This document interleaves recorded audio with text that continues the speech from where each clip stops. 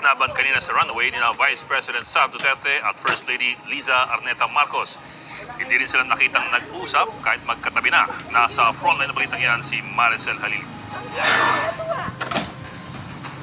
Pagdating pa lang ni Pangulong Bongbong Marcos at First Lady Liza Araneta Marcos sa kanilang departure ceremony sa Villamor Air Base kanina, bago lumipad pa Hanoi, Vietnam, ramdam na ang matamlay na pakikitungo ng First Lady kay Vice President Sara Duterte. Thank you. Hindi sila nakitang nagbatian kahit magkatabi sila sa upuan. Hindi naman na nahagip ng kamera kung nag-uusap ba ang dalawa. Gayunman, pareho silang special mention sa talumpati ng Pangulo. We must complete this by greeting our First Lady. First Lady Luis Marcos and our Vice President Sara.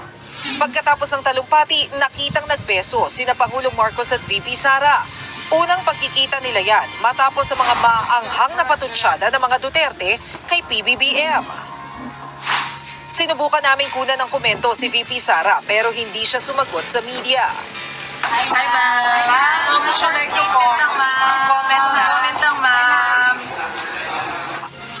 Kung ang Pangulo at Bise ay nagpansinan, hanggang sa mismong pag-akyat sa eroplano, halatang nagkakailangan sina Liza at VP Sara. Parehong nakapwesto sa may hagdanan paakyat ng eroplano sina Duterte at Executive Secretary Lucas Bersamin. Kinamayan sila ni PBBM pero dumiretso lang ang First Lady. Sa isang punto, binalikan pa ni Liza si Bersamin at saka niyakap at bineso. Pagkatapos, nilagpasan lang ulit ng First Lady si VP Sara na nooy kausap ni Pangulong Marcos. Nauna nang umakyat sa hagdan si Liza at di nagpaalam sa bise.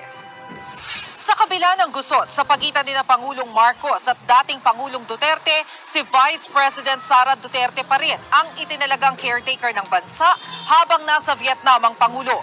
Mananatili si PBBM sa Hanoi hanggang bukas. Nagbabalita mula sa Frontline, Maricel Halili, News 5.